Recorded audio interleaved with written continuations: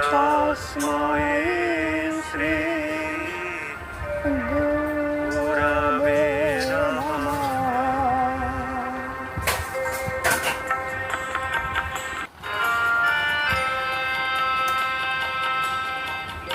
गुरुर्ब्रह्मा गुरुर्विष्णु गुरुर्देवो महेश्वर गुरुरेव परं ब्रह्म तस्मै श्री गुरवे नमः तस्मै श्री गुरवे नमः तस्मै श्री गुरवे नमः तस्मै श्री गुरवे नमः तस्मै श्री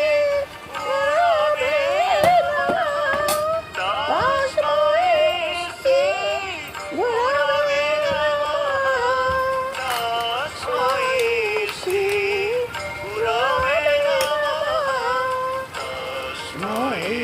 श्री गुरवे नमः तस्मै श्री गुरवे नमः जय श्री कृष्ण चैतन्य प्रभु नित्यानंद श्री अद्वैत गदाधर शिवासादि गौर भक्तवृंद जय श्री कृष्ण चैतन्य प्रभु नित्यानंद श्री अद्वैत गदाधर शिवासादि गौर भक्तवृंद जय श्री कृष्ण चैतन्य प्रभु नित्यानंद श्री अद्वैत गदाधर शिवासादि गौर भक्तवृंद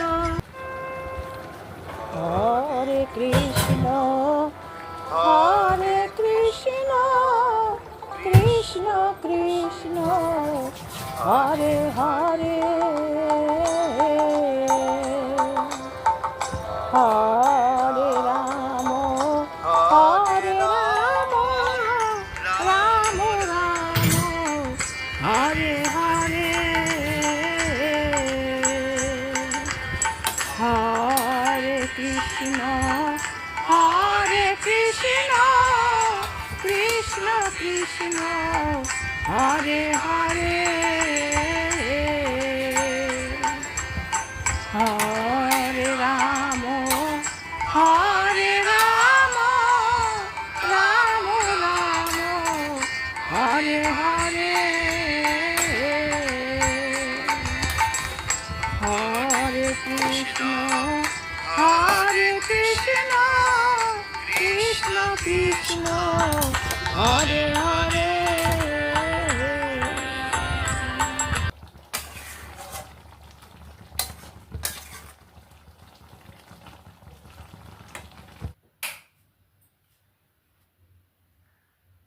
নমস্কার বন্ধুগণ, আমি আমার অমানিভা মুখার্জি ব্লগ হরিকথা চ্যানেলে তোমাদেরকে সবাইকে স্বাগত জানাচ্ছি। তোমাদের সকলের মঙ্গল হোক। তোমরা সবাই পরিবার পরিজন নিয়ে সুস্থ থাকো, সুখে থাকো এবং আনন্দে থাকো। আমি ভাগবত কথা বলছি, আমি পরপর ধারাবাহিকভাবে বলে যাচ্ছি। তোমাদের সকলের মঙ্গল হোক। ভগবান শ্রীকৃষ্ণ তোমাদের সবাইকে সুরক্ষিত রাখুন, এই কামনা করি।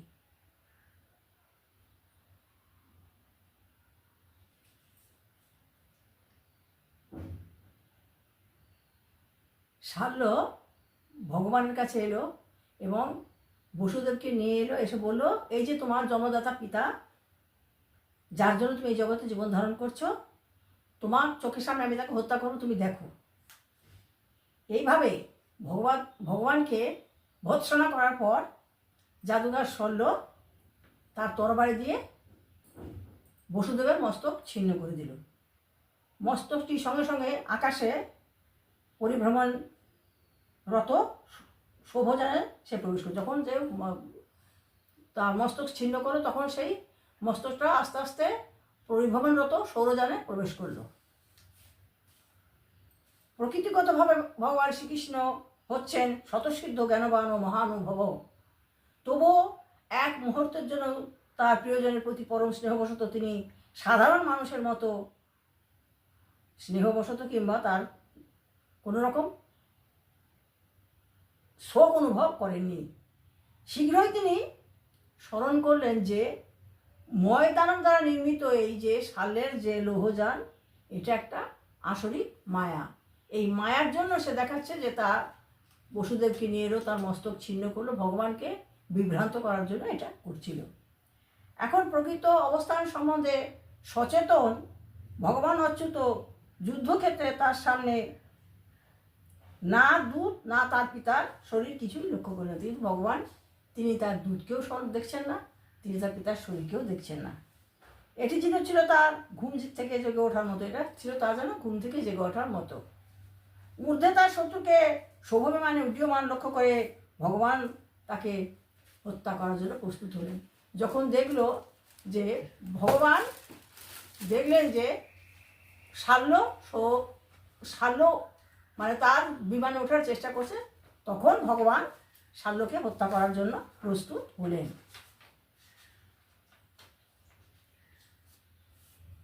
হে রাজর্ষি, এখানে পরীক্ষিত মহারাজকে সুখদেব গোস্বামী বলছেন, সেই জন্য তিনি বলছেন, হে রাজর্ষি, কতিপয় ঋষি এই ঘটনা বর্ণনা করেছেন। যারা দেখেছিল তারা এই ঘটনা তারা বর্ণনা করেছেন, কিন্তু যারা নিজেরা এখন অযৌক্তিকভাবে পরস্পর বিরোধী কথা বলেন তারা তাদের নিজেদের পূর্বের বক্তব্য বিস্মৃত হয়েই থাকেন। অখণ্ড জ্ঞান বিজ্ঞান ঐশ্বর্যশালী পূর্ণব্রহ্ম ভগবানের উপর কিভাবে অজ্ঞতাবশত জাত সকল শোক মোহ স্নেহ ভয় আরোপিত হতে পারে? ভগবান কেন শোক পাবেন? তিনি তো সমস্ত কিছু ঊর্ধ্বে। তার পাদদ্বয়ের সেবা প্রদানের দ্বারা উৎসর্গিত আত্মোপলব্ধির শক্তি দ্বারা সেই ভগবানের ভক্তগণ অনাদিকাল থেকে তাকে স্মরণ করেন এবং তাদের আত্মাকে বিভ্রান্তকারী জীবের দেহগত ভাবনাগুলি থেকে দূরীভূত করেন। এইভাবে তারা তার ব্যক্তিগত সঙ্গে মহিমা অর্জন করেন। তাহলে কিভাবে সকল প্রকৃত সাধুগণ গতি সেই পরম ব্রহ্ম মায়ায় বিমোহিত হতে পারে? তাহলে তিনি কখনো সেই পরম ব্রহ্ম যে সমস্ত বিশ্বকে ধারণ করেছেন, তিনি কখনো মায়া বিমোহিত হতে পারেন? শাল্য যখন ক্রমাগত তার প্রতি বিশাল বাহিনী দ্বারা স্রোতের মতো অস্ত্র নিক্ষেপ করছিল, তখন অমোঘ বিক্রম ভগবান শ্রীকৃষ্ণ শাল্যের প্রতি তার তীরসমূহ নিক্ষেপ করে তাকে আহত করে তার বর্ম ধনুক ও শিরোমণি মণি চূর্ণ করলেন। অতঃপর ভগবান তার গদা দিয়ে তার শত্রু শোভবিমানটি ধ্বংস করলেন। ভগবান মহাশক্তিধর, কিন্তু সে শল্যকে একটু দেখছে যে কতখানি সে সমানে ভগবানের উপর তীর নিক্ষেপ করে যাচ্ছে। এইসব দেখে ভগবান তো কিছুদিন বিমোহিত হলেন না। তখন তিনি প্রথমেই শাল্যের শোভবিমানটি ধ্বংস করে দিলেন। শ্রীকৃষ্ণের গদার আঘাতে সহস্র কণ্ঠে চিহ্ন বিচ্ছিন্ন হয়ে শোভবিমানটি জলের মধ্যে পড়ে গেল। যখন এমন করলো যে একবারে চূর্ণ বিচূর্ণ হয়ে গেল, দিয়ে জলের মধ্যে পতিত হলো। শাল্য সেটি ছেড়ে স্বয়ং ভূমিতে নেমে তার গদা গ্রহণ করে ভগবানের দিকে ধেয়ে এলো। যখন তার সৌরবিমান ধ্বংস হয়ে গেল, ভগবান ধ্বংস করলেন, তখন সে ভূমিতে নামলো এবং নেমে এসে গদা দিয়ে ভগবানকে আক্রমণ করার জন্য ধেয়ে এলো। শাল্য যখন তার দিকে ধাবিত হলো, ভগবান একটি ভল্ল নিক্ষেপ করে যে হাতে গদা ধারণ করেছিল সেটি ছেদন করে। যখন শাল্য দৌড়ে এলো, তখন ভগবান গদা নিক্ষেপ করলো, একটা ভল্ল নিক্ষেপ করে তার যে হাতে গদা ছিল সেই হাতটি চূর্ণ করে দিলেন। অবশেষে শাল্যকে হত্যার সিদ্ধান্ত গ্রহণ করে শ্রীকৃষ্ণ প্রলয়কালীন সূর্যের মতো তার সুদর্শন চক্র ধারণ করলেন। তখন বলে যে শাল্যকে হত্যা করতেই হবে, না হলে হবে না। তখন তিনি প্রলয়কালী সূর্যের মতো তার যে সুদর্শন চক্র তিনি ধারণ করলেন।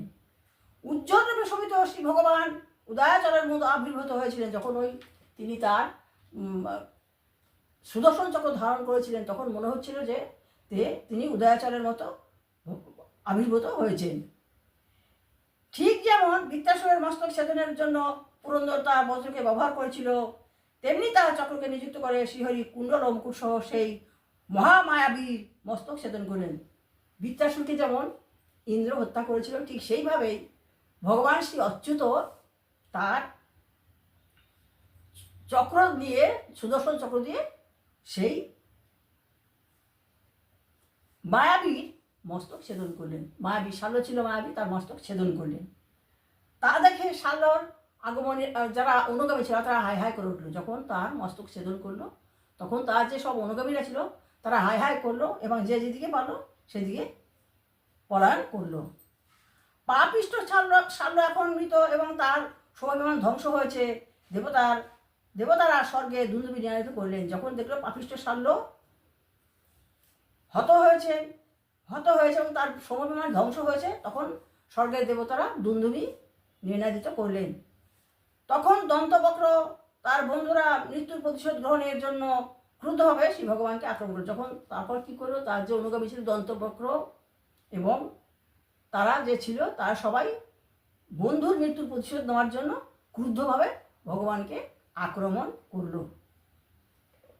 কিভাবে ভগবানকে কেউ কখনো কিছু করতে পারে? ভগবান সমস্ত শক্তির উৎস, তার থেকে সব উৎসরিত হয় সমস্ত কিছু, তাকে কি কেউ পারে? তাই ভগবান শ্রীকৃষ্ণ শাল্যকে বধ করলেন। তখন দন্তবক্র তারা সবাই ভগবানকে হত্যা করার জন্য তার দিকে ধাবিত হলো। ইতি শ্রীমদ্ ভাগবতের দশম স্কন্ধের ভগবান কৃষ্ণ দানব শাল্যকে বধ করলেন নামক ভক্তি বেদান্ত তাৎপর্য সমাপ্ত। আমি আজকে বর্ণনা করলাম শাল্যকে ভগবান শ্রীকৃষ্ণ হত্যা করলেন, এই কাহিনী আমি আজকে বর্ণনা করলাম। বন্ধুগণ, তোমাদের সকলের মঙ্গল হোক। তোমরা সবাই খুব সুস্থ থাকো, সুখে থাকো, আনন্দে থাকো। ভগবান শ্রীকৃষ্ণ তোমাদেরকে রক্ষা করুন এই কামনা করি। ওম হরি ওম তৎসৎ, ওম হরি ওম তৎসৎ, ওম হরি ওম তৎসৎ।